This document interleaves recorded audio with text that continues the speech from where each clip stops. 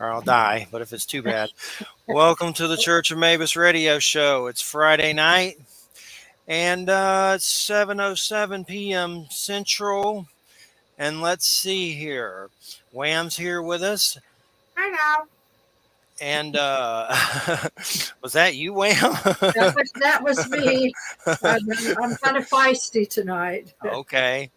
And let's see. And Granddaughter Crow is our guest. She's the author of Belief, Being, and Beyond: Your Journey to Questioning Ideas, Deconstructing Concepts, and Healing from Harmful Belief Systems. It's great to have you here. Thank you so much. I'm so honored to be here with all of you and individually with each of you. And I was looking through some of your other books that you wrote before this just to get a feel for everything. And I guess one of my starter questions is, what was kind of the catalyst or the starter point to get you on a road of being more open with your spirituality, or, finding the path that you've taken to write your books and everything? Oh yeah, that's a beautiful question, and a multifaceted question. So what I will Yes. say is that what launched me to write my first book, Journey of the Soul, The Path of a Medicine Person, was actually that I was invited out to a Healing Touch conference in Minneapolis, Minnesota. And I was so honored to be there at their annual pinning ceremony. And for those who don't know what the Healing Touch, it is a widespread thing. You can Google it. But the Healing Touch Conference really is about teaching people, mainly in the medical field, but healers that do traditional, well, like, medical or that type of healing modalities, to also learn how to like look at auras and to do Reiki. And they go through like this 4-year pattern. And then the next thing that you know, they get pinned to be a member of the Healing Touch community. It's a beautiful community. I don't know how they found me, but they did. All is divine. And I was looking at their website, and I'm like, who else have they had speaking at their annual ceremony as a keynote? And I noticed that they all had doctorates, which I do have a doctorate in leadership, but the only difference was I didn't have a book. So I'm like, I better write a book. So I wrote a book, and I self-published, and it was a beautiful thing. And then when I was out there, I actually connected with Llewellyn Worldwide, which is now my publisher and all of that. But I can also say that there's another aspect about me that had books within me for a long, long time. But there's another aspect about me that's like, you barely passed high school English. Who do you think that you are that you can write? And even though I was college and my MBA, my doctorate, there was still that little internal narrative that I heard when I was a child that says, who gives you the right to do this?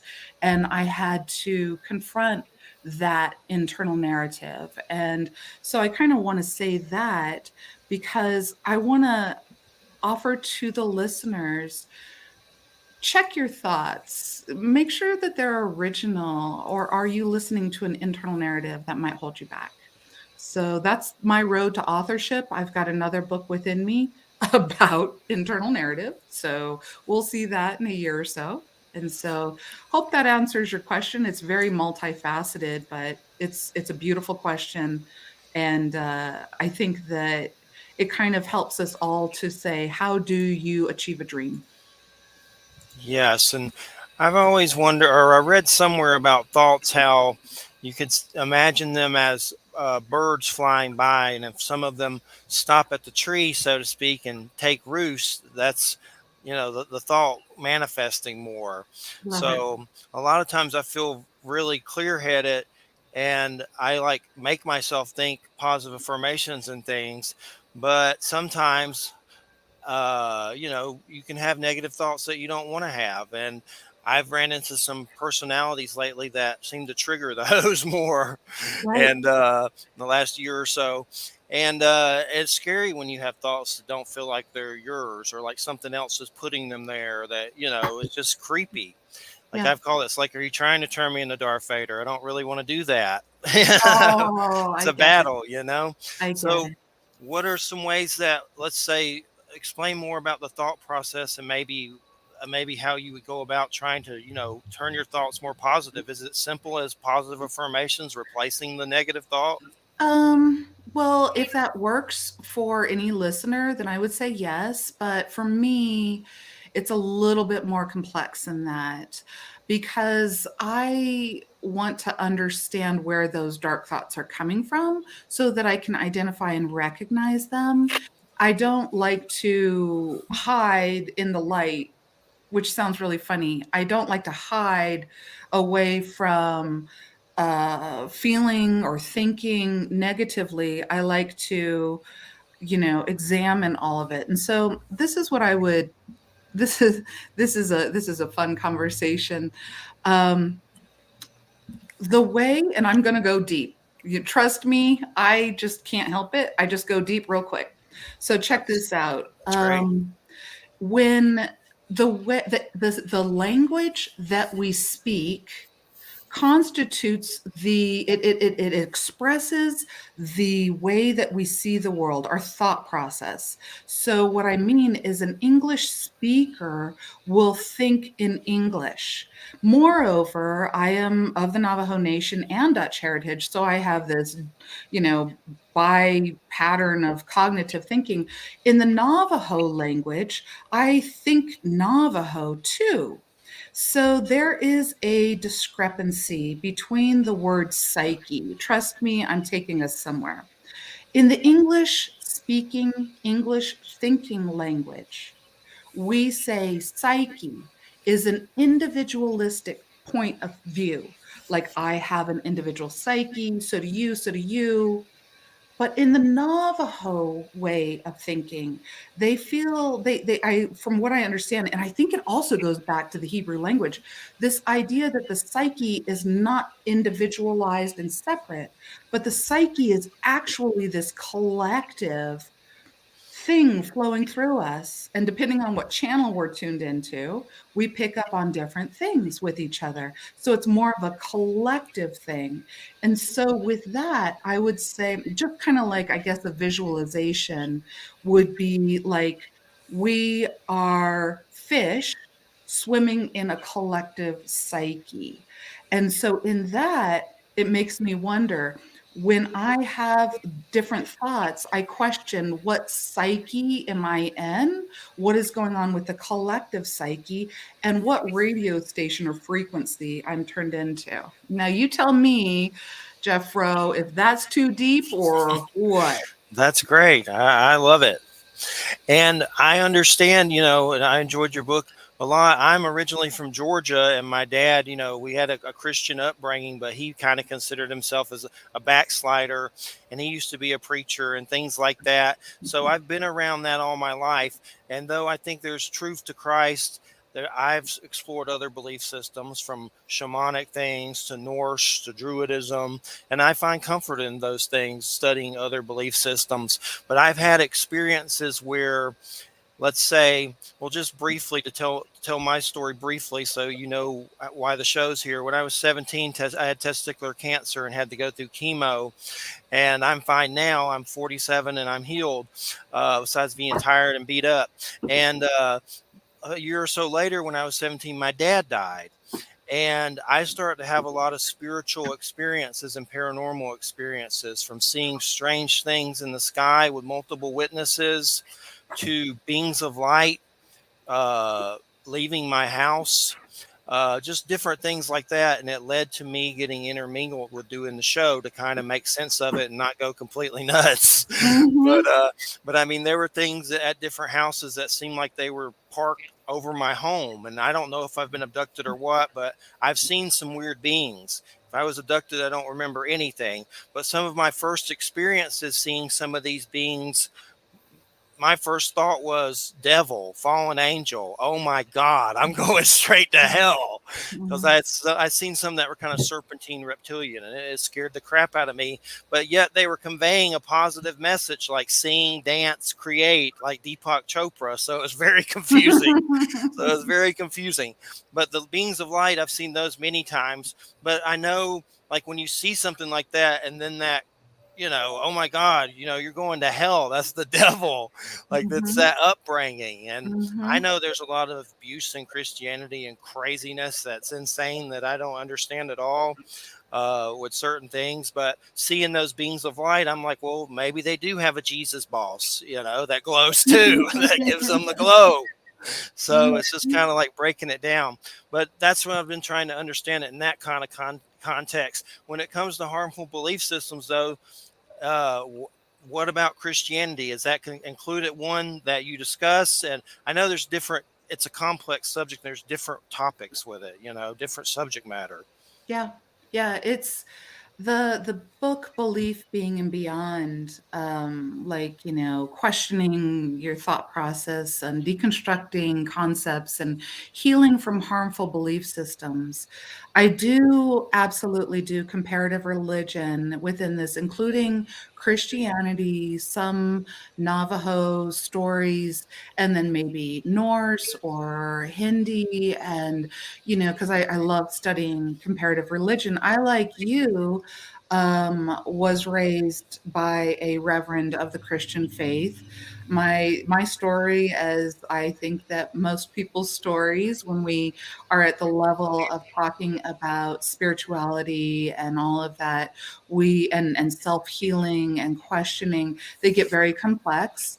But what I would say is the definition of a harmful belief system is a system that does not allow you to ask questions, a system that tells you who and what you are supposed to be, a system that you're not allowed to have a dialogue with. You have to accept what they say, or you're going to hell with Satan. And, I definitely understand the internal narrative of a lot of people who have been raised in a lot of different belief systems, even Christianity, Catholicism, etc., would say the narrative that I have for anything that is outside of the scope that I have learned through my teachings in the church equals the devil. And so, what I invite people to do is to open your mind. And the harmfulness about any belief system, any dogma, is when they say, close your mind, believe what I say. If you don't, you're damned.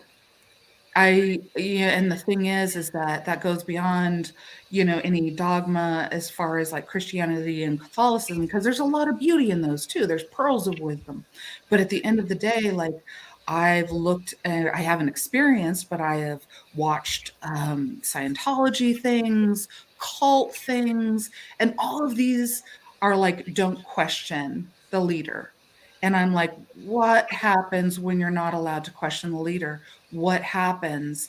And then I'm like, mind control, closed mindedness, harmful belief system.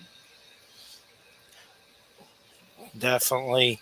And it's just, I know there's, you talk about different things from the Christian belief system with the Navajo belief system. Are there things that are similar in the creation story that you see? What are some similarities? Absolutely. So, to kind of explore the book a little bit more for the reader that will be reading it in the future, or listening to the show, I I see macro versus micro expressions of certain concepts.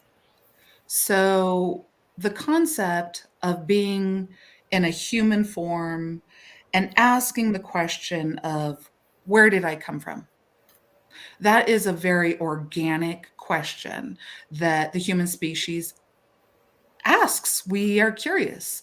And so then stories, religions, philosophy, mythology, legends, lore, fairy tales. Try to answer these questions for us. And depending on where you land on the face of this earth, these stories may change a little bit. But at the end of the day, if you go to that macro level of this is trying to explain to this human person where they came from, then you find the correlation between Christianity, you find the correlation between the Navajo creation story, you find the correlation, within many creation stories. There are many creation stories, but really it's trying to help us to answer that question. Where did I come from? And it's trying to give us comfort. Like all of them say, you came from creator. Christianity will say God made. And I could go off and say Adam and Eve, and Adam as in a cell, and Eve as evolution. We can go many ways here. And then you can go into like the Navajo creation story, where we're working our way up, first man and first woman, from world to world to world, or consciousness to consciousness to consciousness. But they're all talking about a very basic thing: our birth and our childhood, and also correlating to a very micro level, our morning and how we wake up. What brought me here today? So it's such an explosive question from a macro to a micro, but it's answering the question, where did I come from? How did I get here? So within Christianity and a lot of other even major world religions, even scientific beliefs, whether it's about evolution, they're trying to help the human experience understand, where did I come from? And so that's where I'm like, take the liberty and explore all of them, find the similarities, and then find what works for you. And there's little pieces along my journey that, oh, that made sense. And then there's other pieces that like, that didn't make sense, but this makes sense. So it's all about being curious.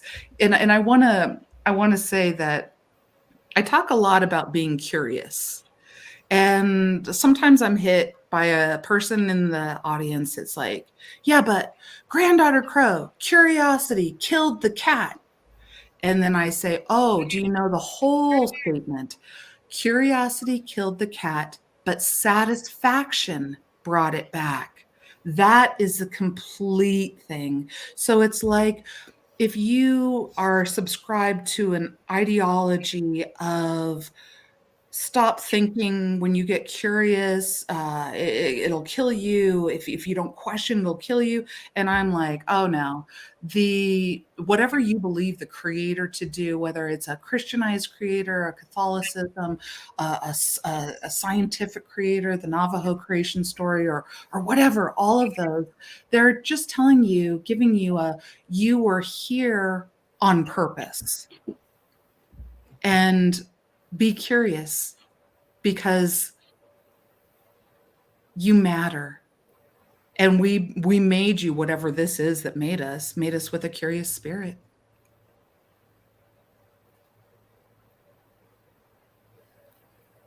Jeffrey, you're muted. You're muted. A dog was barking, so I turned it down.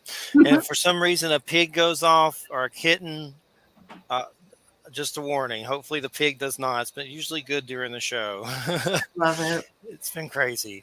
Love it. Well, with Christianity, the idea of Jesus and what he represents, I enjoy that.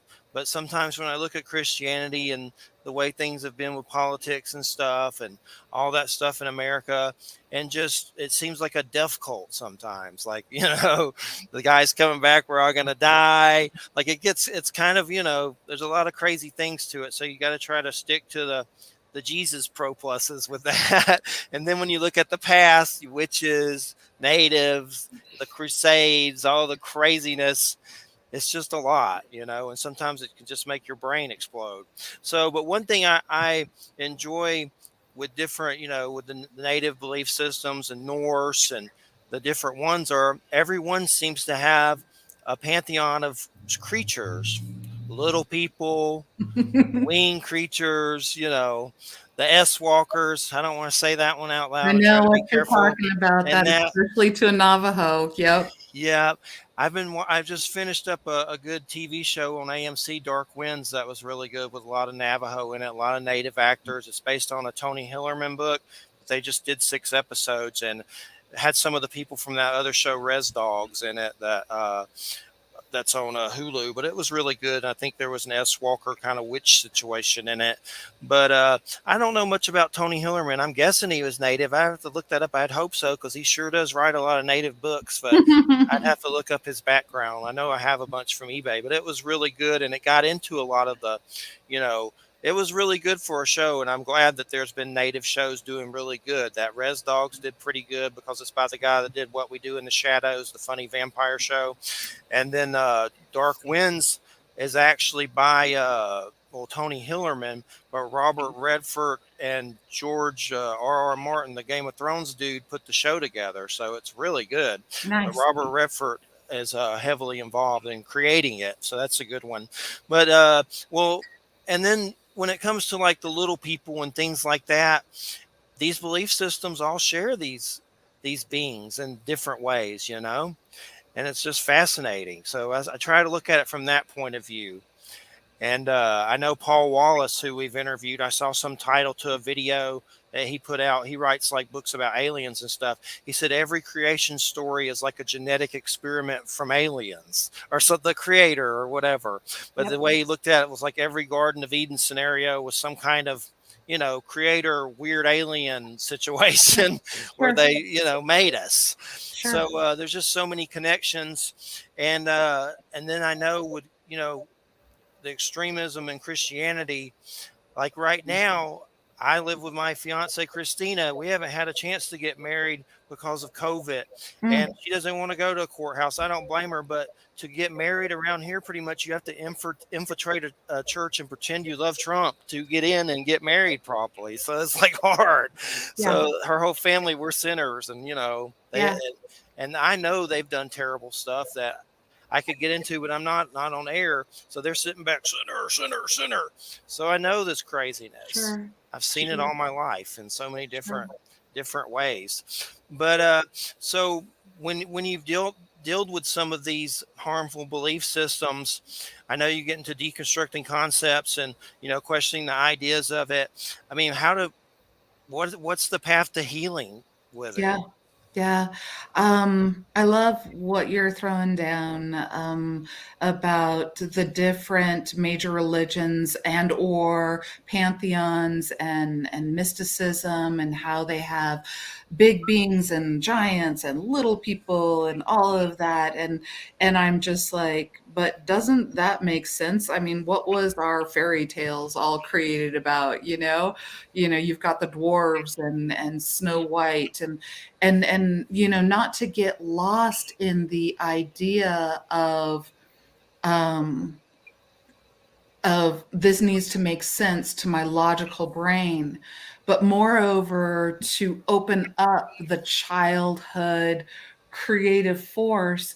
And then you can listen to these types of stories and allow it to speak to you and your spirit. Because I was raised by my mother and father, met in seminary school under the Christian faith, non denominational, oh, actually Christian reform. So, very, very, I mean, that was the thing. And I could go into more about that, but it's kind of like, so, but I still, as I was as a child, I still like played with the little people in the cupboard.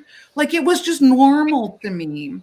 And I think that that's the fun part about the exploration, is to play with it. So there's many roads to deconstructing harmful belief systems, but I would have to say, if you were to go way, way, way up in the sky and see the macro part of it and not down into the micro, but what about this and what about that, you would understand that you're allowed to be authentic and you're allowed to experience what you experience. We are experiencing a phenomenon, but it is only the human organism that judges it to be good or evil, right or wrong, bad or good. My cat has no problem with murdering, a mouse, and I don't judge her for that.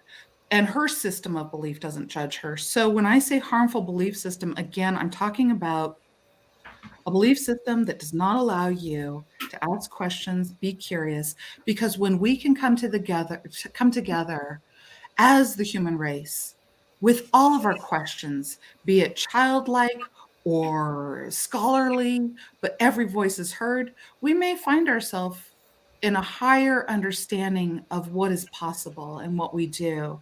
I've studied a lot of different belief systems, but in that, I am not going to say that I'm an expert.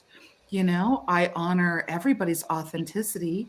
I'm not telling you that you have to believe one way or another, but I am saying that if you find yourself in a position where there is some sort of ideology or dogma that says, don't question me, trust me, believe me blindly, this is good, this is bad, red flag for me. Red flag for me.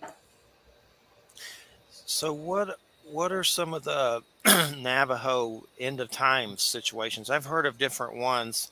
I know Al going back brought up the third shaking, which I'm not sure exactly which one that's from, maybe Hopi or something. But what are some of the end of time scenarios? Because from a lot of Christians right now think it's the end of the world, and if you look around, it looks like it could be on the brink of it. Just looking with all the crazy Putin wanting to bomb Ireland and us every day, and all Right. kinds of crazy stuff.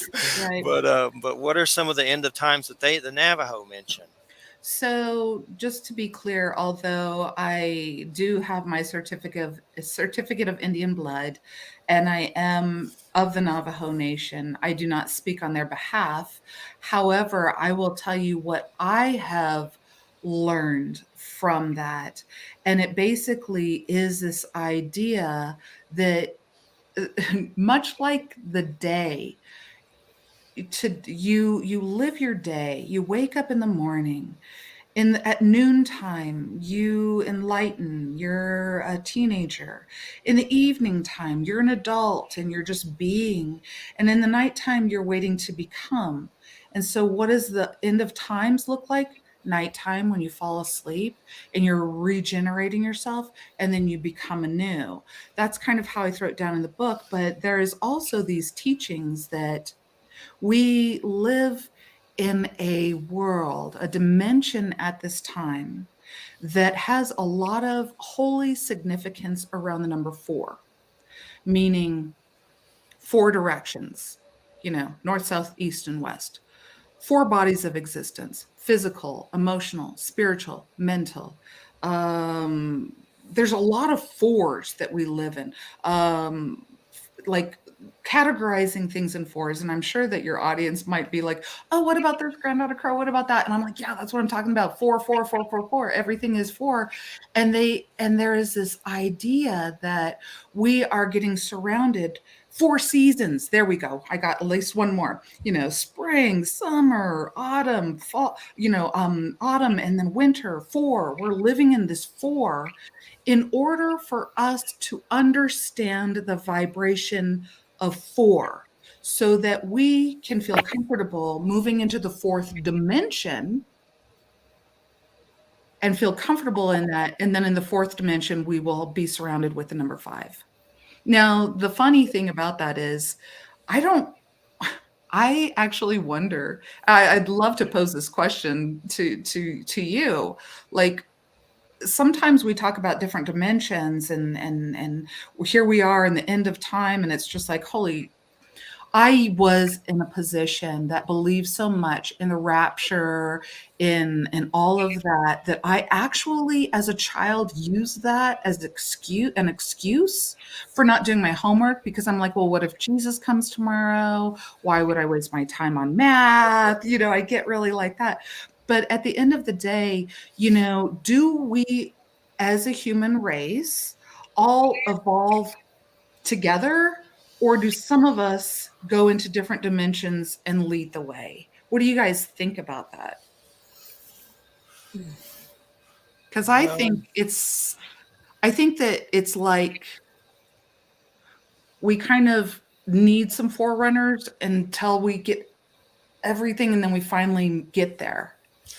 I mean, I think it's certainly possible. I mean, I've heard the term way shower or a way shower, or teachers that do that. Like a spiritual teacher. Uh, I don't try to get too kooky with it with all the certain numbers going. I mean, there may be some truth to that, but I don't really know. I see 444 a lot. I used to call it the devil's pitchfork, but I was just being kind of morbid because I like horror movies. But then I saw it meant angel, so I try to associate it with that now when I see it. I was like, devil's pitchfork. Oh God. But 444. So now I kind of take it as angels are with you. And but I mean, I'm not against the idea that some people, might achieve a level of consciousness that helps move others forward, like kind of like Christ consciousness or whatever, ascension. I've read a lot of stuff about that from light worker point of views. I've done, exercises. There's some Tony Stubbs light worker books that I use to this day with all this, light worker affirmations and call the rays in to help you. And I do feel different when I do it, but sometimes it's kind of silly, but there is some good stuff in that, and there's truths in everything. And then my big thing is seeing these beings of light. I've seen them completely sober, and like I've said, I've seen them partying a few times with friends, but I've seen them completely sober. One time I was in my home and I had put on the Bible on DVD, like it was a waterfall and all this stuff, some DVD set. Something told me to go out and look in the sky, and I was like, okay, I guess I will. And I went out, turned towards my house, saw two glowing people of light as if they had been in my home, and they came out the roof and flew into the heavens. And I was completely sober, not even tobacco, you know, nothing. And I'll never forget it. And I mean, I've talked to different people about it, so I'm blue in the face trying to figure out if it was loved ones, aliens, angels. I've had Don Oscar in South America, down south, say they have like parties and watch the shining ones in the sky, and he has some on video, which I need to see the video. I haven't seen those yet, but he's pretty reputable. And they might be tripping, they may not be. I don't know, but I've got a lot of info from it. So I mean, who's to say those aren't teachers or ascendant masters or beings that are helping us, on some level? They've obviously achieved some kind of higher consciousness. We could be those beings anchored in these meat puppets, for a Right, right. little bit of everything. But yeah, I think there's some truth to it, but you just have to be careful and, not go culty with I'm the chosen one. you know? True. Absolutely. That's when it gets sour. But yeah, there's some truth to that. I think, I've heard it called a way shower or something like that. Yeah. I when I'm watching you or listening to you about these experiences, what I think to myself is, what did you feel in that moment? Like, did you feel awe? Did you feel curious? Did it help you to expand your mind, and that type of thing? Because at the end of the day, I've seen a lot of stuff that I can't explain either, but I also realize that it's almost like showing me that there is something more. And that's what I love about, investigation into different belief systems, is that no matter how much you learn, there is always more. And I love that. And I also would say that somebody who thinks that and I talk about this in the book, somebody who thinks that they don't have blind spots is the one that I'm like, uh-oh, because everybody has blind spots. I have blind spots, and blind spots aren't these like holes in your thinking that you identify with. We fill in those blind spots really, really quickly. There's like, just to express it to your audience a little bit more. When my husband, who used to ride a motorcycle, when he went to motorcycle class or whatever, they taught him most people in cars will look for other cars. They don't look for motorcycles. And then there was this big thing. I don't know. It was here, in Colorado. I think it was a countrywide thing, but there were like these signs that said, please watch for motorcycles. Please watch for motorcycles.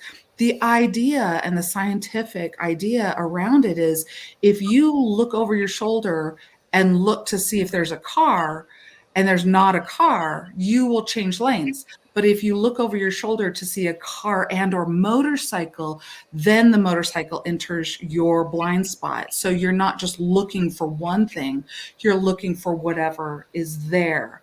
And so I absolutely, for me, in writing this book, I am definitely not a person who's like, this is the way to go, except this.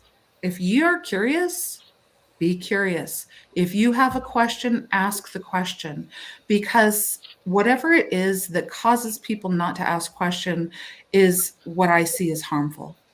Children need to grow. I'm a child. Some people refer to me as a teacher, an author, because I've written books and I teach classes. But in truth, what I feel like is I'm like this curious, like little girl who just wants to know more and more and more. And then I'm like, oh my God, you guys, I've got to share this with you. I've got to share this with you. What do you think? What do you think about this? Did I stir up something in you that will cause you to pose another question to me so I can create and live and engage? Is kind of how I see it. Wham, do you think they're way showers or Way showers. showers? Is that what it is? Showers? Maybe. I mean, I have a different. I don't tend to think that the whole planet is necessarily all going in the same direction. To me, the planet is not a specific location. So and there's more than one planet here. There's the planet that we are all focused in here at this moment, and then there are all the probable and possible planets that occupy the same space, and all the futures and pasts that those would be. So to me, it's like if a particular belief system tickles your fancy, or helps you to deal, it gets you in that questioning mode or whatever, it speaks your story essentially. I mean, to me, there are actually two stories that are told by all religions and faiths. There's the story of where we came from, but then there's also the story of how transformation occurs. Like the story of the prophet, or the story of the shaman, or the story of the holy person, or whatever. And both of those are reflections of, one kind of sets you in place. I mean, a lot of the individual creation stories are actually talking about where specific peoples come from. Why is it that we have the identity that we have? Whether you're, Dene, or whether you're Hopi, or whether you're, Jewish or whatever. And then the other story is about, how certain people transform their lives, or how certain forces help them to transform their lives. And they can both be useful for people, even though, your individual experience of transformation is going to be very different than some. I personally am not a big fan of Jesus's transformation. I'm not a martyr. I'm not interested in that. And that that is going to speak, and it's going to speak or not speak to different people at different times. There's this, I always told the story to when I taught comparative religion at the college level. There's all this story about Jesus and all the trials he went through and the torture he went through, which, if that's a real story, that's real. Certainly people went through that. But then I would also tell them other stories that kind of come from the same 200-year period. The story of the prophet Mani, who almost nobody knows that story. And this was a real guy who created a real religion that had profound historical impact on the development of institutional Christianity and Catholicism. Hardly anybody knows his story. He went eventually to the Persian Empire to preach his religion, and the power changed hands, and he was subjected to the favorite mode of Persian torture and death, which was to be fastened to the ground and force-fed food, and left out to basically exposed to the elements until you die. It took him 30 days to die. Wow. That really happened, as far as we know. We even know the high priest who sentenced him to death. We know that. I mean, there are inscriptions of this guy where he talked about it. And he was a religious fanatic.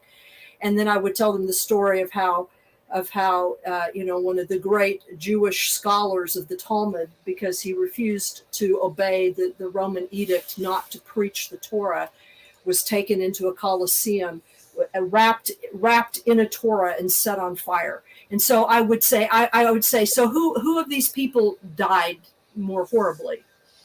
I mean, would you exchange yourself for any of that? You know what I mean? So there are certain transformation stories I'm not a big fan of, and to me they are indicative of what we should not be doing with each other. But in the end, whatever gets you to that place where you can heal, where your story is told and you can heal, that to me is the heart that you need to follow, because there are endless possibilities for stuff, and we're going on and off planet all the time. I mean, my body's from here. Some of my ancestors are from here, but there are whole chunks of who I am that are not from here at all. And in fact, I'm leaving here. It's like, according to my astrologer, my chart says, this is your last time here because you're sick of the Muggles. You're out of here. That's exactly how I feel about it. I don't think I'm a way shower, whatever that means. If some people like what I say or want me to tell them some stuff, I will. But I'm not. Enlightenment's all around us. Grab some. I love it. It's not a scarce commodity. It's not like there's a currency that's going to keep it from you. So I don't know. Are there way showers? If someone has showed you the way, Jeffrey, then they're a way shower. There's Baby Yoda. There's Baby Yoda. Yeah. And I remember from Conversations with God by Neil Donald Walsh, who I've interviewed, God says all my messengers have been defiled. It does seem like there's something here that's an a-hole, no matter which way you look at it. So it's definitely one of the humans that's an a-hole. Yeah, I don't know. Not all of us, but a Sith Lord or the devil or whatever. It might just be the stupidity of man. But I don't. There's just something rotten in Denmark. And lately, my sleep's been mutilated. I've had blood pressure stuff, so just makes you feel crazy. Try not to do blood pressure medication because that just makes you crazier and worse. So trying to exercise and eat better, but my sleep getting messed with, buddy. I can't. It's rough. So I've been trying to iron that out. I'm usually someone that sleeps pretty good, but lately I don't know what it is, just the stuff in the world or what. But yeah, I've had this last week. I've had 2 nightmares, and I haven't had nightmares for years. I mean, and it's like when I think about like what the dreams were about, I'm like, oh, that's only a nightmare to me. That's not like an objective nightmare, But I mean, like one of them was so intense, I had to actually get up and walk around the house and turn all the lights on, not because I was scared, but it was just to, make sure I was in this world here. It was so weird. And so I just figure, well, there's plenty of stuff to have nightmares about. So definitely. And I know with the creation stories and the similarities, was there? I know I've heard about the flood being in like different Gilgamesh and weird stuff like that. But is there a flood situation in Navajo stuff? What are some of the flood references that are A- similar? Absolutely. There, in the Navajo story, there is a flood reference, and there is a monster that lives under the water monster, and how it floods the world, and how you have to go again up through another portal. And just to give a side note, it has been less than 200 years that the Navajo language has been written. So we are a very oral culture, and in the nature of an oral culture, things change from different, you know, clans to different clans, and they all have like similar meanings. But there are, so when you talk to one Navajo, you will hear one way, and when you talk to Mhm. another Navajo, they'll say it in a different way. It's because these stories have been passed on from generation to generation through an oral teaching. And just now, we're not necessarily, that I'm aware of, writing them down in the Navajo language. We're actually explaining them to the English thinker and the English speaker online. So you can Google a lot of these things, but you'll find variances.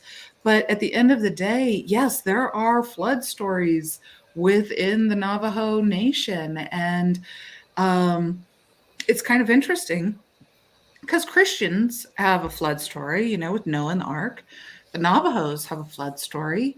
Other major religions have flood stories. I'm kind of forgetting. I have it in the book, but also science has flood stories. And so obviously floods happened.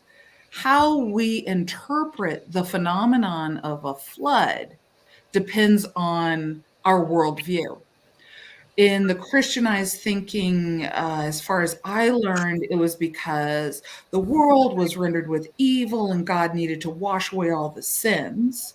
But yet, in another way, it's actually a sanctification time of healing energy. And so it's like when you hear the word flood story, where does your mind, how does your mind interpret that? And then research so that your mind can get broader, so that it's not stuck in just one way of thinking. That's kind of what I'm encouraging, is look at it from all aspects. We live, you know, what I like to say is we walk around experience phenomenon, whether it's a day, an event, a huge event that lasts for 4 years, or whatever, you know, we're experiencing a phenomenon, but it is our minds that create the meaning behind this phenomenon. It is our thinking and our training that says this is right or wrong. And then, moreover than that, when we start going, wait, I need to look outside of that and understand that there are a lot of ways to think about this. There are a lot of ways to go. That's where my stars align. I'm all about mental expansion and accepting people for their authenticity, saying that the divine reveals itself to all of us in the way that we can understand it. And so there was a time when I needed a shepherd and Jesus showed up. There was a time when I felt like a victim, a female victim, and Lilith showed up. There was a time, you know, so there's so many different archetypes. If you kind of reflect on like Carl Jung and look at the archetypes, you can kind of see that there are heroes, there are saviors, there are, you know, warriors, there are, you know, creation things, and all of these stories and things that we get to engage helps us to put meaning around the phenomenon that we're experiencing, to explain it to ourselves. And so I'm never going to tell somebody what you are thinking is right or wrong. I am going to ask them, have you questioned and investigated that? And if you're comfortable and it resonates with you, good for you. Because there was a time that resonated for me, that maybe there's a time that it will resonate for me in the future. But if it makes sense to you, good, because this multiverse that we're in is like going to meet us individually. I love what Wham said about, there's so many different paths and we're not all going in the same direction. I loved that. And it's like, but be you and don't let people tell you that you're not allowed to question or be curious. If Satan and the devil and all these things happen to you, and you understand it as Satan and the devil, so be it. Then it's Satan and the devil. But maybe, you experience what seems like an alien being. And then you're like, well, is that alien? Does that mean little green men? Or does that mean beings of light? Be where you're at, because whatever it is that is showing us this consciousness, maybe even ourself showing ourself this consciousness, which is a whole nother broadcast, but let it explain itself to you and unfold. I used to roll around with this group, the Star Knowledge Conference, and there is a lot of Native American lore and wisdom that we or the holy people come from the stars. And then actually, if you look at it scientifically, yeah, we are made of stardust. So whatever meaning we're putting around the phenomenon that we're experiencing, let it make sense to you for today, and tomorrow it might change. Definitely. And I've had some experiences where me and Christina have discussed Lilith, and I said her name late at night, and I heard an owl right after that kind of spooked me out really Of quick. course. I love And I mean, it was a loud, weird owl that she remembers what kind it was, but it was definitely creepy. But I mean, what can you tell us about some more of that experience? It's just a unique subject that I've heard things about, and if you just look at some of the basics, it's pretty much supposedly she didn't lay with Adam, missionary style or whatever, and got punished, and who knows how much of that's crap. But and then went and sporked Satan and had his spawn babies, which is kind of the cliche story, I'm sure, but I think that's kind of what they say, isn't it? I mean, what's your experience of her? Right, with Lilith? Yes. Yeah.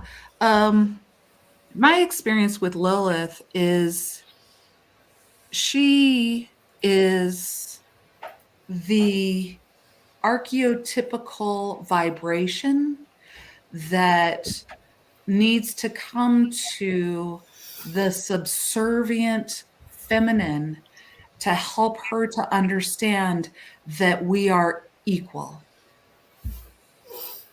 So I understand all of the tales.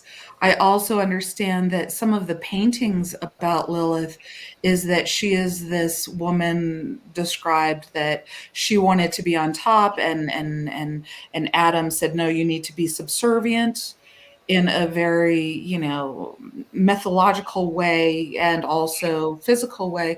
But she was like, I'm not going to be subservient to masculine. I am feminine and I am equal. And so, depending on how that vibe goes throughout different belief systems, she could be demonized or she could be a hero. It's definitely fascinating. And I know I've come across that Star Knowledge Conference. I've never been to it, but I've heard of it. Chief Golden Light Eagle. I know I have Absolutely. one of his books that's pretty fascinating. 1111, I think it's called. I Yep. know he passed not so long ago. Yep. Uh, but that book, I was trying to write them too, see if they were going to republish any of the books. They said maybe in the future, but I have that book. Are you familiar with that book? It's kind of a strange Absolutely. book. Absolutely. I actually have a signed copy, and I have had Chief Golden Light Eagle over to my home for a blessed dinner. And I've spoke at many of his conferences.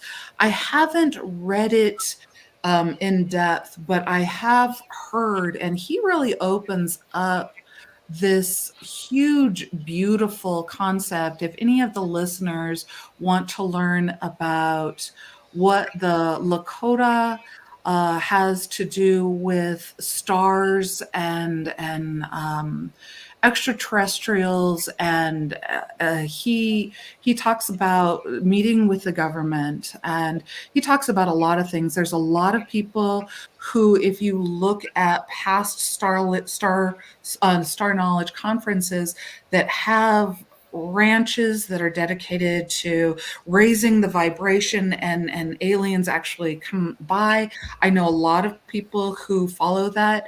I When I spoke at the Star Knowledge Conference a handful of years in a row, I really kind of talked about grounding the people and making sure that, they stay in their consciousness as they discover all of this beauty. So, but yeah, cheers to Chief Golden Light Eagle, um, beautiful soul. And I think that there might be a reason why they might not republish, is because I remember him saying he was instructed that not one word from that book should be changed. And I know that if you get it to a major publisher, their editor is going to want to massage the words. So Yes, and I wish I got the other ones. I know that's one. There were several, weren't there? Like different ones. I know I got 1111. I didn't get any of the other ones, unfortunately. yeah, I can't remember. I know that my mind says he wrote two, or I have two books from him, but yeah, it's all about symbology and beings from otherworldly beings. I'll just put it that way. Yeah, it's kind of one of those you just kind of like. I kind of flip to the different like medicine shields, when you're in when the mood hits you, like one of those, Good. quote books. Yep, yep, So yep. yeah, but it's really good. I know Clifford Mahooty Zuni, he passed not too long ago. I know him. And are you familiar at all with Artie Six Killer Clark? ARDY Six Killer Clark. She's been on the show. She has UFO books with Native American Oh, star people encounters and things like oh, that. beautiful. I know Clifford, the Zuni person. I've met him. Um, but I'm not familiar with her. That sounds very fascinating. And I know here's an interesting thing. If you see, the Navajo reservation is kind of the four corners of the United States, which means that it's like Colorado, New Mexico, Arizona, and Utah. And I was born on the res on the New Mexico side. And if you ever go out there beyond the city of Farmington onto the actual Navajo reservation at night, you will see so many stars that it will blow your mind, because it's not getting that reflection from the city lights.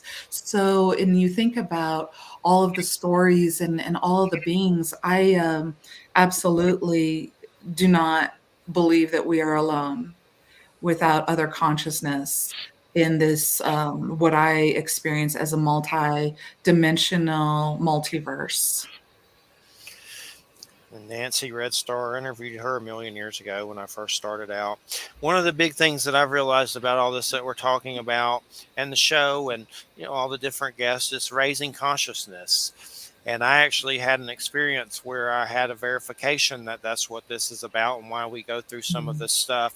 I was having trouble getting interviews at one point when I first started out, and I said a prayer, and I had a weird UFO sighting in the sky of what I Mhm. call red fireflies. It was like this weird red energy. I don't know what it was, but I screamed outside, and my brother and nephew saw them, and it was weird. And then next thing you know, I'm having conversations with like people from UFO documentaries. Lloyd Pye, the Star Child skull, he's passed. Uh, Stanton Friedman, nuclear physicist, Nick Pope, like all these people, it's like it helped me on some level. Like it Yeah, was, so it made me realize how connected it is, and it's about raising consciousness, and that's why I think we're here. That's still exploring that and trying to understand it, but that's definitely a big part of it for sure.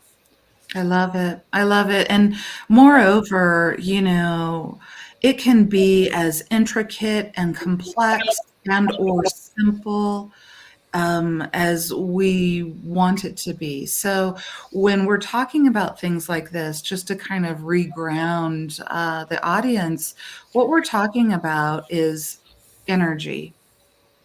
That's all. Energy. and energy cannot be created nor destroyed, and it continuously transforms. And so, simplistically, whether they be earthly energy, star energy, future energy, past energy, heaven energy, hell energy, however you understand this phenomenon, that's what we're talking about. Is we're talking about energy. And when we start connecting with energy outside of the earth, that's when we start trying to understand in more and more in depth. And I am one who will listen to everybody's experience, because your experience is exactly true. How you understand your experience is something that I say, keep questioning it and keep being curious until you do, until you feel that satisfaction. I have experienced multiple things, and to the point where I'm just like, okay, well, I'll put my helmet on next time that I take a ride around the universe, because sometimes I bump my head and I don't know where I'm at. But it is so much fun, because when we look at our experience as something that is profound, unique, acknowledged by at least me, Granddaughter Crow. I acknowledge your experience, even if you have in the closet experience that you don't have anybody to talk about. There are people who will listen to you and accept what you are experiencing, because it's all energy. And who am I to say what your experience is supposed to be about, you know? Yes, and I know you have a tarot throughout your book, which is fascinating. I collect tarot decks and have a lot of them myself and love them. And it's cool how you've intermingled it into your book. And one of the things I know that you got into that I find fascinating is I'm a Capricorn, and I see sometimes people try to scapegoat us as the devil card all the time in a negative situation. And I know you get into that and get it more into a positive situation with that. But I've seen that come up in readings a lot. Like Capricorn's the devil card. And that may be so, but that doesn't mean all Capricorns are the devil. Maybe sometimes. but but We what can all be the devil at some times, yeah. honey. Yeah, Yeah. So what are some of your thoughts on that, on Capricorns and that card and Saturn and absolutely. things?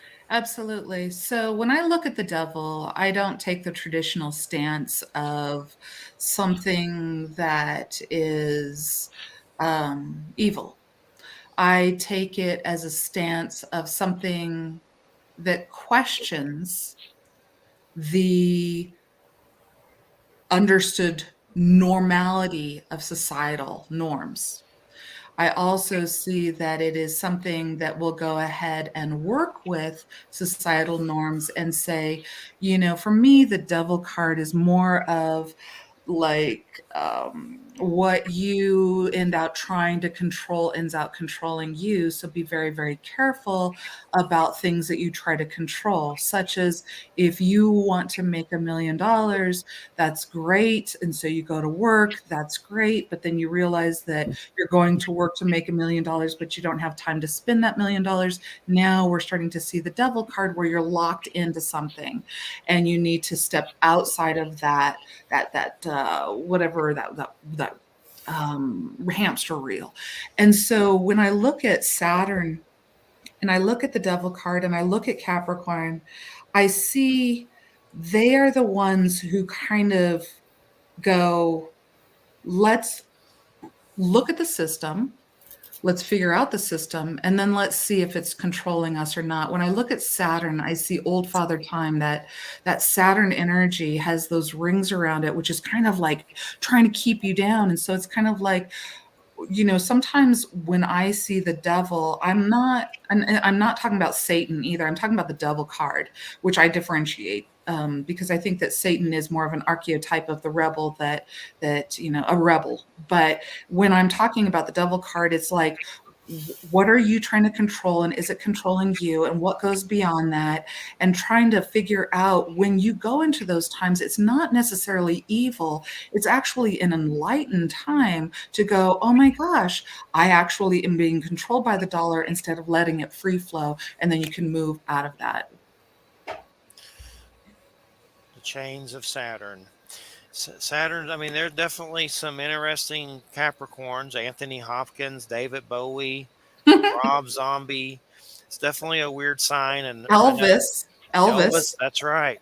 Nick Cage too. Hmm. You got Elvis. That's good. You can't go wrong with Can't go Elvis. wrong with Elvis. Hmm. What's Wham's card? A sun, isn't Jimmy it? Buffett. Jimmy Jimmy Buffett. Buffett's a Capricorn. Yes, he I is. think Brad Pitt's a Capricorn. Yeah. Can't go wrong No, with no, Brad Brad Pitt. Pitt's a Sag. Oh, is he? Okay. Yeah. There's a bunch of different ones. Marilyn Manson. We don't want him anymore. He went cuckoo. I used to listen to his music and go to concerts, but lately with all the weird, crazy sex stuff that he's accused of, Well, it's like yeah. hard to listen to. But Mhm. Wham's the Sunshine card. All right, Leo. yeah, Leo. Are Yeah, you Leo? yeah, but I have a Capricorn ascendant and Saturn and Capricorn in the first house and Taurus moon and Mars in Virgo, and we are not amused by Leo. And Leo's in the eighth house, so at least it has that nice scorpionic dampening effect. I'm not a big fan of being a Leo, although I will say that probably given the rest of my chart, if I wasn't one, I would have killed myself or someone else by now. So Sure. it's probably a better thing, as I've become an old person, I've sort of made my peace with it. But there's so many Leos that I just want to shoot out of the sky. So I I try to think of the ones that I like, like Kate Bush and Gillian Anderson and Dua Lipa, who rocks. And Nice. so I try to think of the ones that I can admire because they've transcended that Yeah. the barfy part of what pisses me off about it. You know, it's just, I mean, there are just so many Leos that just make me want to go, shut up. And I'm probably being a Leo by doing that. I don't, I love it. which is even worse. It's like, ugh, I can't. I'm surrounded by myself. I'm surrounded by myself. I love it. Yeah. I love it. Well, that being said, irregardless of, and I study astrology. I talk a little bit about astrology within the book as identified even with the tarot cards. And I really have this concept that I subscribe to that in my observation, I find you can be an immature astrological sign or you can be a mature astrological sign. And so, some tendencies of every sign, manipulation or control or, whatever. But then we can all ascend. And so, whatever sign you be out there, I love you. And if you, want to learn more about how that aligns with it, I mean, belief, being, and beyond goes into, kind of mentioning the astrological. I happen to be, I'd be remiss if I didn't share me. I was wondering. Yeah. Sun sign is Cancer. I actually am a very proud Leo, 10th house. I have my sun sign is in the 9th house, which means constant mental expansion. Scorpio rising. So some people, you look at me, you go, I love her. I hate her. She looks intense. But at the end of the day, in my career, I go big or go home. And then when I actually go home, I hide under the covers because I've been so sensitive and all my feelings got hurt by little people. Well, that's the whole Cancer thing. It's That's like the Cancer thing. you're just waiting for them to hurt you. Who's gonna hurt me today? Who's gonna hurt me today? I mean, it's like I have cancers like coming out of my face. I mean, everyone I know, my mother. Well, I've got my Mercury's in Cancer, so Oh, me too. I get cancer, but oh my God, I have so many cancers in my life. But Yeah. seriously, they're all about you gonna hurt me. I have a Scorpio friend who, when I call her up, she goes, "Okay, did you go out of your shell and get your feelings hurt again?" Yeah. And I'm just like, "Yes, I did." Like, oh, no, I'm sorry. But it's all good because it's all, like experience. And that's kind of what I mean, I love to define things and keep it that way, but I also like to keep things fluid and look for, the beauty around everyone. And I love Scorpios. I love all of the signs. I love people's uniqueness, and that's what keeps me moving, is just to get to know people in their authenticity and encourage that they keep becoming more and more authentic.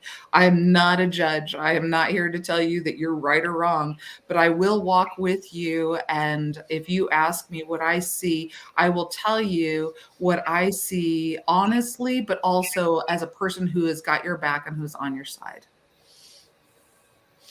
Thanks for letting us know.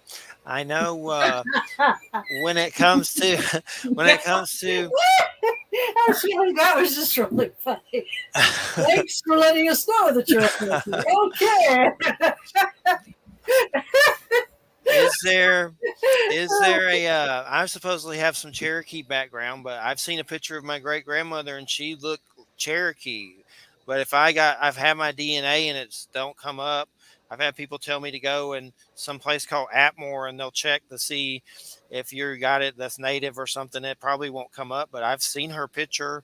I know it's hard to read, so but I mean Well, I'm indigenous North American indigenous DNA, there's not a lot of samples of it because a lot of indigenous people don't want their DNA being picked up by government. I mean, would by the you? I Mormons. mean, come on. Well, the Mormons about that, but I mean, seriously, given the history, you just Yeah, willingly give your DNA to a exactly.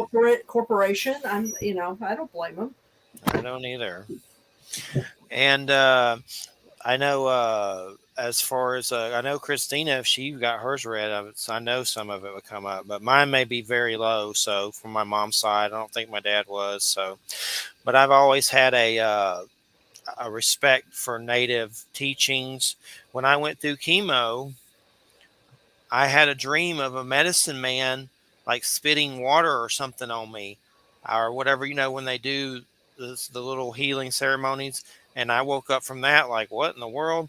And it was real cool. I mean, that's a good dream to have when you're going through chemo for sure. And Absolutely. my dad, who never drank alcohol or anything or did drugs, he's passed now, but he said he saw a ghost of a chief around a house when we lived in Georgia. So there's been things, and I've had lots on, and I think it's the go-to for healing and for paranormal and UFO stuff. It's the go-to on so many levels. It's not as polluted with fear like some of the crazy white stuff with abductions. There's fearful stuff in it, but it's not as toxic, so to speak, because they just go straight to the fear with the white folks and UFOs.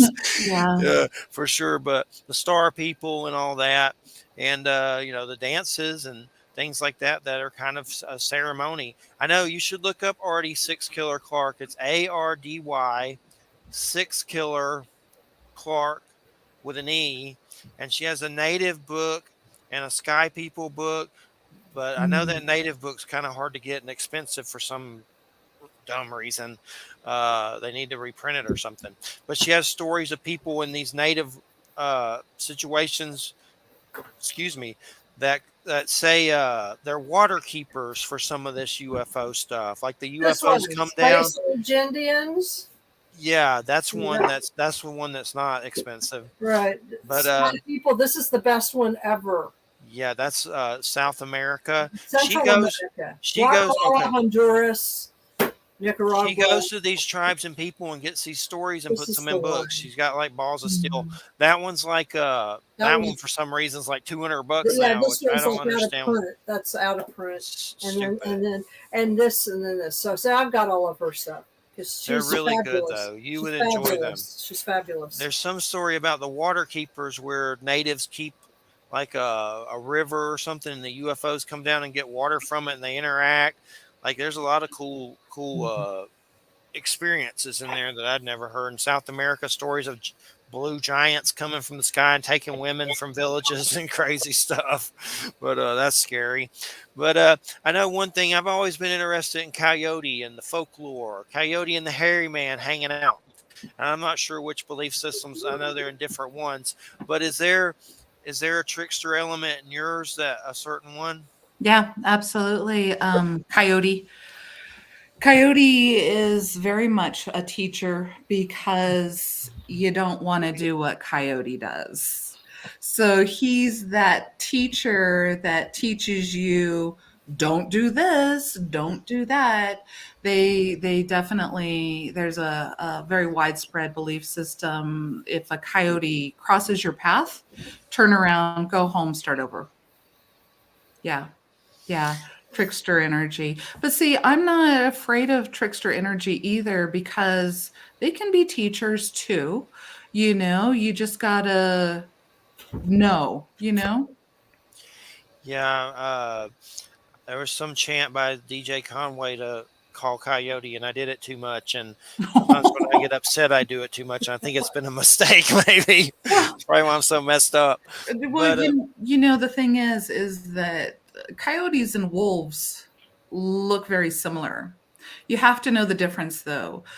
Coyote will want you to think that it is your teacher. And indeed, it does teach you because it teaches you what it looks like to go spin in a circle, those catch 22 thoughts, and all of that. But the wolf is the teacher, and the teacher is the one that you're actually trying to call. So it's interesting. It's fun. I mean, everybody has different experiences, but that one I do know there's a lot of lessons about the coyote, and he basically is like that cartoon character that makes the kids laugh and figure out, don't pop your eyes out of their sockets, this is not a good thing, that kind of a funny type of a thing, how to live within the morals of the code, and don't do what Coyote does.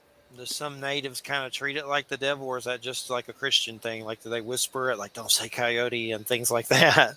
I can't speak for all natives, but I can tell you that my experience is that if you find a very traditional, let me just put it this way. My father was born in 1932, full blood Navajo. When he was a little boy, he was taken from the boarding school, or taken from his Hogan and put in a boarding school. This is my dad. This is how close I am to this. He absolutely was white man, Christianized thinking. He was a savage because he was so young when all of this happened. So he ended up going the Christian way and all of that. And so my father, I remember one time I was on the res, and my father actually is still alive. He's coming to the end of his, sacred road here on earth, but he is the elder of my clan because he is the eldest. And I remember sitting there with him on the res. It's hot, sun beating down. There was a guy who came back from the war or the army. And my dad said, he talks too much. And I said, what? He talks too much. And I said, oh. He said, he has seen things that these women and children do not need to know. It puts an imbalance in their mind. So with that idea,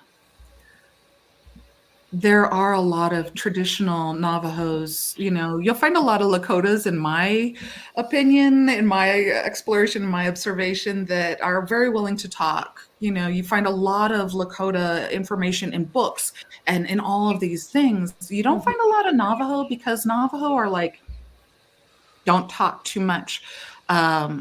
If you talk about it, you are calling the spirit of it to come. Makes it real, makes it too real. And it hears you, the spirit comes. Right. And that's unfortunate around like the COVID epidemic and all of the pandemic, is because a lot of them, you've got a lot of younger ones like me, although I'm an elder, so I'm not really that young. So maybe like my kid, but that is like the older generation is like, don't speak that name because it will come. But then there comes a point where it's like, but we got to talk about this. We got to educate ourselves around it. So yeah, there's my dad. When I was a little girl, there were a couple of words that I was very aware of that were he was never to utter because of his stance within the spiritual community. Even though it was Christianized, it still was a stance that his voice had power in the community. So if he were to say these words, he would summon it. Mm-hmm. And to the extent that I actually have a given name, a spiritual name of my essence, of my soul, and it's not Granddaughter Crow, but if I tell you that name and you were to remember and utter it, you could call me back from the grave. So there's a lot about, and I love Wham. She's just nodding and nodding and nodding. It just sounds like my, I have a teacher who's a Mohican elder, and it just sounds like stuff she says, so yeah. Yeah. Be careful. Be careful what you think.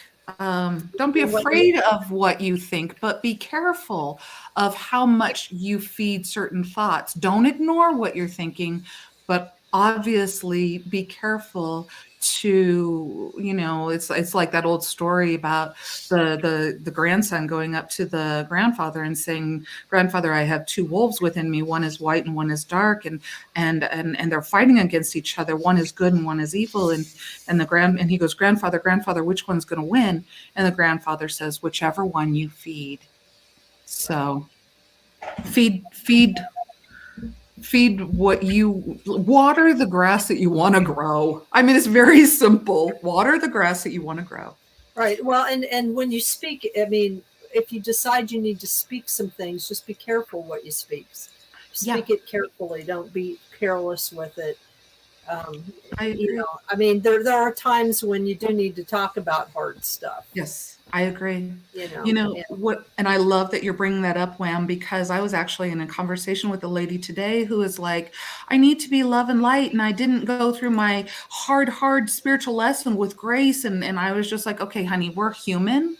Just like I set sacred space to create beauty and healing, I do the same thing with my husband. I'm like, sacred space, us bubble. Oh my God, this is what's going on. And blah, blah, blah, blah, blah, blah, blah. And so it's still keeping it in a sacred space that I'm not casting all of this, but it's kind of like that talk. So be yourself in sacred space, but set up that sacred space with intention and work with your words with intention. Feel all your feelings, talk about what you need to, but make sure that you are conscious about what's coming out of your mouth and in what space you're in when it does. Yeah, because I have it.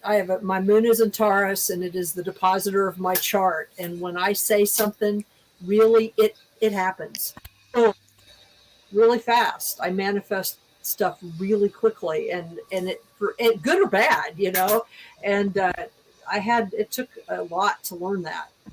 Yeah. A lot to learn that. I know one thing I've seen with the C virus. I've seen certain, I don't want to get into this too heavily, but right-wing personalities at a conspiracy site that I'm employed at who spoke out against the vaccine. And I got the first one. I haven't got the other ones, but I haven't had the boosters. But not going after, whatever your choice is with that, that's fine. Not knocking those people. But I've seen specific personalities on radio shows talk crap about the C and the vaccine, and I've seen them die like months later. And a lot of them are Trump, QAnon, weird stuff, like extremists, and they're dead. And it's like they were actually hunting them. That they were terrified of it. That's why they were speaking in the manner that they were. They weren't speaking a divine truth. Kirsten W., who was, I believe, Asian, who's friends with Roseanne. She passed away. I've seen Rob Skiba, some flat Earth dude. I'm still don't understand that flat Earth crap. But The another flat guy, Earth dude. God, Russ Dysdar. Like I've seen it. It's like, and I've sat back because I at this particular job, that audience, you have to share that kind of material to make clicks there to get income. And I'm like, I'm running out of people to share here to these people. Like there's nobody left. I'm not laughing morbidly. It's I'm just yeah, like, it's just crazy. But I'm just saying, when it comes to things manifesting, that's why I try to be careful. Like the C word, the S Walker word. Yep. Try to be careful. But it's just crazy. So I know with obviously with Christianity, there's heroes and things like that. But are who are some of the ones with Navajo? I mean, is there Mm. particular heroes that we have names of? Who was Yeah, Black Elk? What was he? What tribe was Right. Black Elk? I am not sure what Yeah, I don't Black think he was Elk Navajo. Maybe was. Hopi. I don't know. But is there Yeah, but particular heroes? I don't think that like, just, I guess, again, I speak for myself. I don't make a particular person a hero unless they have overcome a huge obstacle in their own life and healed from it. Then they become my hero, but I don't follow anybody. But I would say that for me, as a Navajo thinker, I would say that my hero changes clothes 4 times a year. In the winter, she wears a white dress. In the spring, her dress is like starting to get flowers on it. And there's some rain. Her hair goes down like rain. In the summer, she's in this bright, beautiful dress. And then in the winter, in the autumn time, she wears like yellow and orange. And her name is Changing Woman, and she is Mother Earth. And that is my hero because she shows me that there will be times in my life that I am in my spring. There will be times in my life where I'm growing. There will be times in my life when I need to let go, just like the leaves of the tree. And there will be times in my life that will feel cold like the winter. And that doesn't mean that when I am cold like the winter, that I am being punished. It means that it is natural. It is natural. What we experience is natural. What we get when we get into our confusion, it's because we are assigning a narrative that doesn't really fit with certain things, or assigning somebody else's narrative or a dogma to stuff, and then we feel this guilt and the shame, and I'm just like, oh honey, please don't do that. Don't do that. You are as natural as hard times feel like the winter, but they're also a time to go within and do some work. Sometimes summertime, you're in the summertime in your career and you're just like all social invitation, creative pursuits, enjoy, let's go have fun, outdoor this, outdoor that. So I would have to say that I wouldn't say savior, I would say hero would be Changing Woman. There's a lot of different ones, but to me, it is the natural world. The natural world does not have an over processing, overthinking, judgmental mind that causes it to go into a weird spot. The natural world is the natural world. And moreover, to that point, I would say that in my observation, it is the human race is the only organism on the face of this earth that I have found that says things like, I'm not good enough. I'm unlovable. I'm not allowed to grow. I need to be limited. The natural world does not have concepts like that. Trees grow. My cat certainly does not apologize for any of her behavior or attitude because she is merely expressing. So it is a human condition when we say, I am not worthy. I am broken. I'm this and that. I've seen a three-legged dog and he's just as happy as anything. He doesn't say, God punished me because I went through this and now I lost my leg. That's all humanized thinking. So when I come across a thought like that within my own life, I bump it up and try to find that same concept within the natural world. And if I can't, then I'm like, I need to re-examine this idea. Why does the human race think like this? Is it to keep us down and to keep us under a dogmatic control system? or what? And then we draw our own conclusions with it.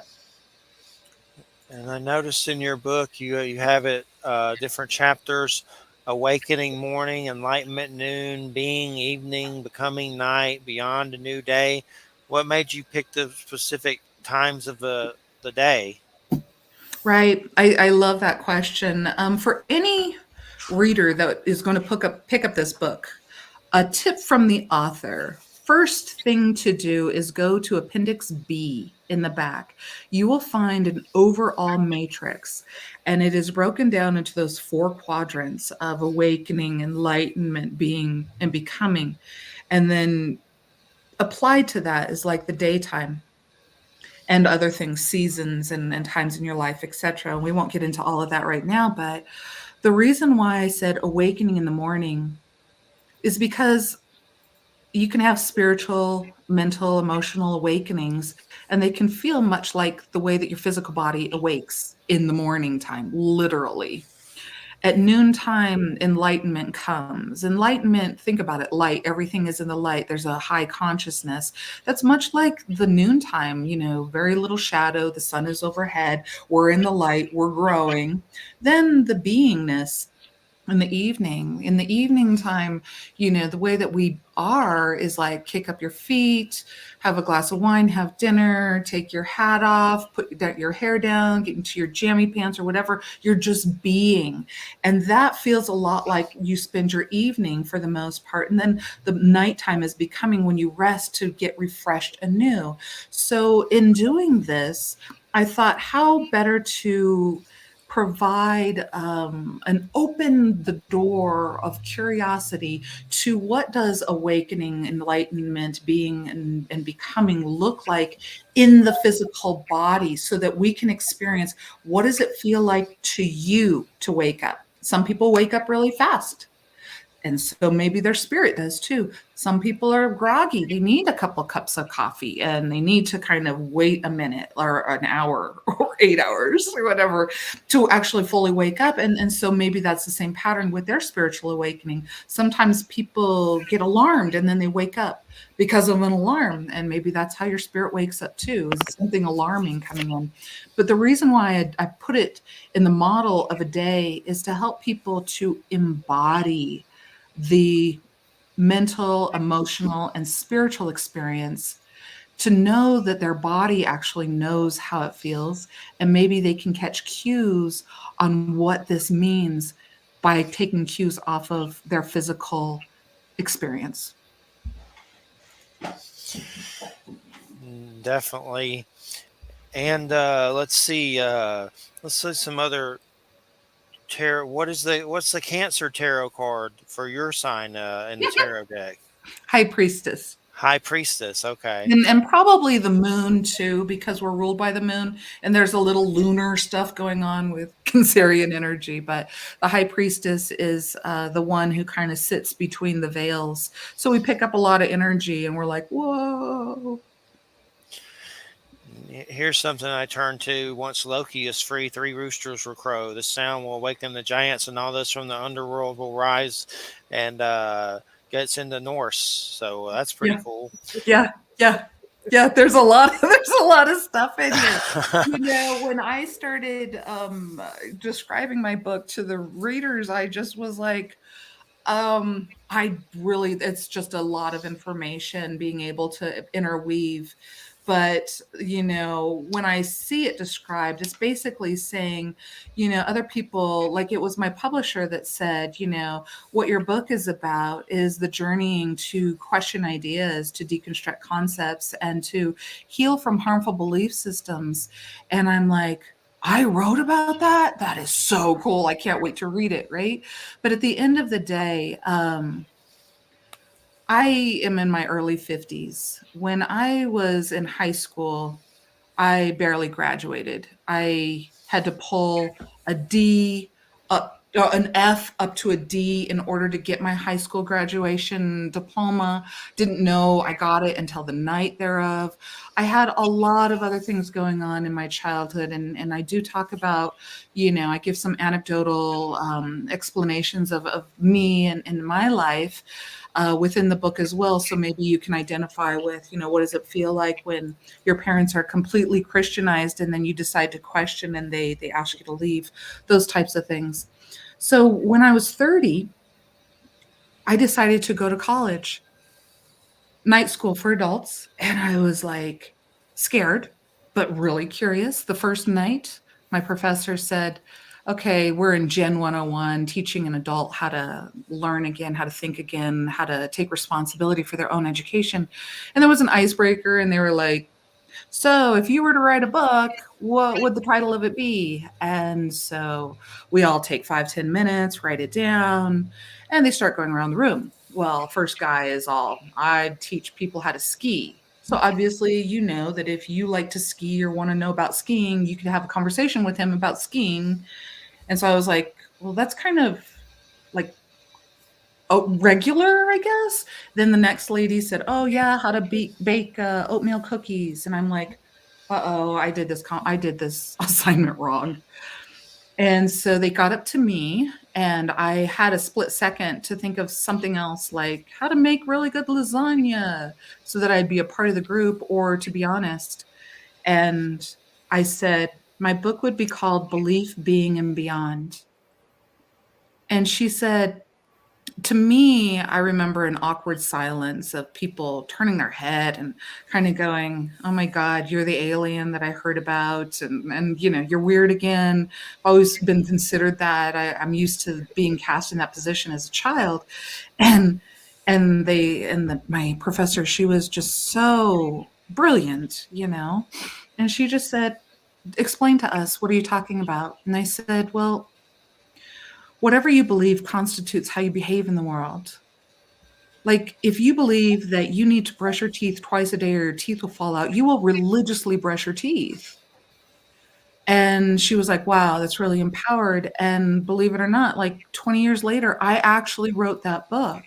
So this is a book that is an exploration of, when I was young, I was actually I had the calling, so to speak, calling on my life to carry the cloak or the torch for the Christian faith from my mother and father, who met in missionary school and seminary school. And then when I was about 15, I started questioning that God, and I was seen as possessed. Yep. And they asked me to leave right after I graduated from high school. They said, what is it going to take to get you out of this house? They had prayer meetings that they would get the devil out of me. But all I was doing, I wasn't saying bad words. I wasn't smoking. I didn't even know what alcohol tasted like. I was literally just going, well, if God loves everybody, but you can only go to heaven if you learn this certain belief system, but there are many, many people around the world that will never hear this belief system, how is that a loving God? Oh my goodness. To this day, my parents do not know that I am an author. They do not follow Granddaughter Crow. I have been ostracized. The only conversations that I have with them is them praying for my soul to this day. So when I talk to you about belief, being, and beyond, this book is my soul writing to you about how some people's belief system will be so harmful to other people, and they will ostracize them based on religious beliefs, based on sexual orientation, based on having red hair, being a female, like so many different things. And so this one is like, people, let's not do this anymore. If you have been hurt because you have been considered the AKA other because of your belief system, we go to war over belief systems. My parents loved me. I was a golden child until I was not, because I did not subscribe to their belief system, and they disowned me.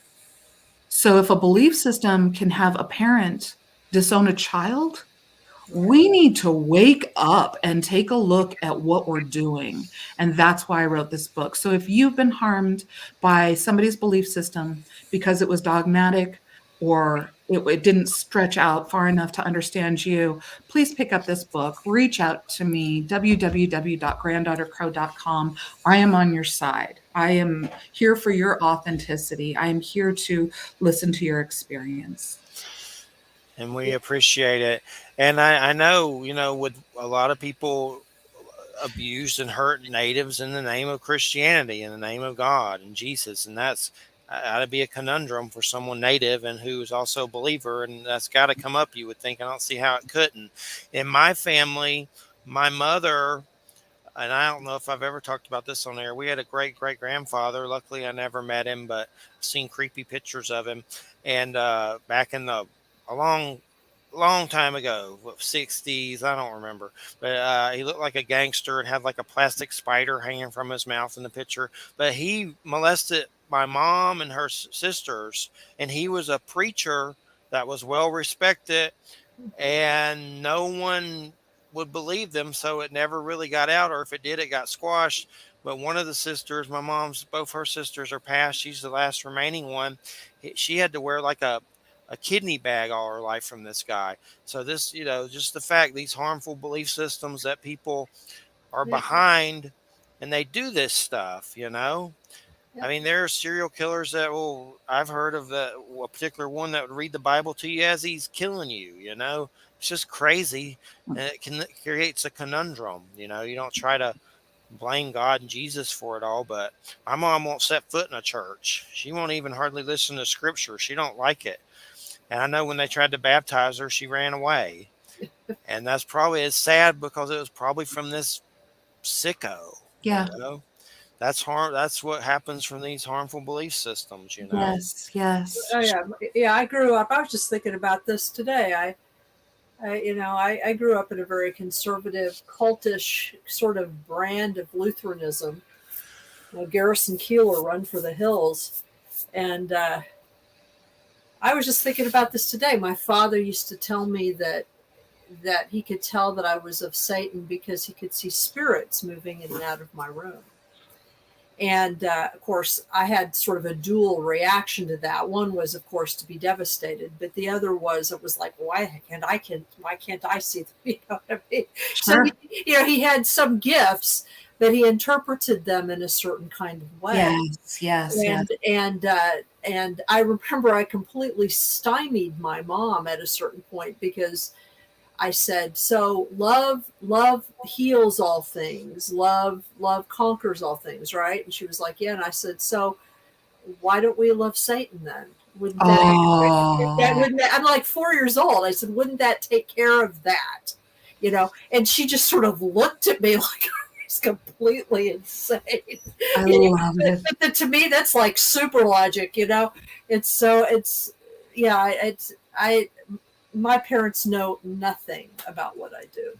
Yeah, yeah, No. and I think I would bet that the majority of the listeners have similar experiences, and so what I would say to you is, just because we are voices on the air sharing our story, feel free to go home and journal your story, and realize that you're not alone in what this experience is of people trying to pressure different belief systems, and how did you become your own hero, and where are you at now, and where do you want to go next. Yep. Definitely. And we got about 5 minutes. It's been great having you on. I've really enjoyed it, and we've raised consciousness. And everyone, check out Granddaughter Crow's book, "Belief, Being, and Beyond: Your Journey to Questioning Ideas, Deconstructing Concepts, and Healing from Harmful Belief Systems." You want to give out your site? What's your website? Absolutely, absolutely. So just remember the name Granddaughter Crow. I am a grandmother, but remember Granddaughter Crow, because I keep myself in the position of learning from my elders and my ancestors in spirit. And so I'm Granddaughter Crow. And if you Google me, you can find me if you want to. If you're digging what I'm throwing down, that's great. I'd love to connect. www.granddaughtercrow.com. I have all of my books and how to order them if you're interested on my website. I do offer one-on-one sessions. You can look at that on my website. Whatever your spirit is curious about. But I think that what I would say most is, my mission is to inspire, to encourage, and to empower you to be your authenticity. And if that aligns with your path and you align with what I'm throwing down, I would be happy to get an email from you and just hear what you have to say, and let's connect. Thank you so much. It's been a great show, and I've really enjoyed it. And thank you so much. We appreciate it. Thank you so much. It was great getting to know you, Wem, and to Jeffrey, thank you so much. Sure. Thank you. All right. I've been, we just got like 4 minutes or so, but next week is, Wham, can't wait for this one. Secrets of the Wild West. Daniel Duke. Yeah. But that's your bailiwick. So William H. Bonney. It's like running away from the Wild West. That's Billy the Kid. I've interviewed Danny. He's related to Jesse James. And then Wham's going to sit in with Kate Johnson. Yeah, because I know her. She knows her. So we'll have Wham and Jay. And that's from, I believe, Inner Traditions as well. That's going to be a good one. And let's see. I'm scheduling right now for October. So doing my famous Halloween lineup. I got Steven Snyder, a friend of Stephanie's, on weird serial killer stuff. That's all I got so far. But I'm going to try to work on Flowers. He's got that weird Stephen Flowers. Yeah, he's got a new crazy socialism Nazi book, talking about how crazy all that crap is. I might do that for Halloween. And I'm trying to figure out the others, but trying to get some good ones for October.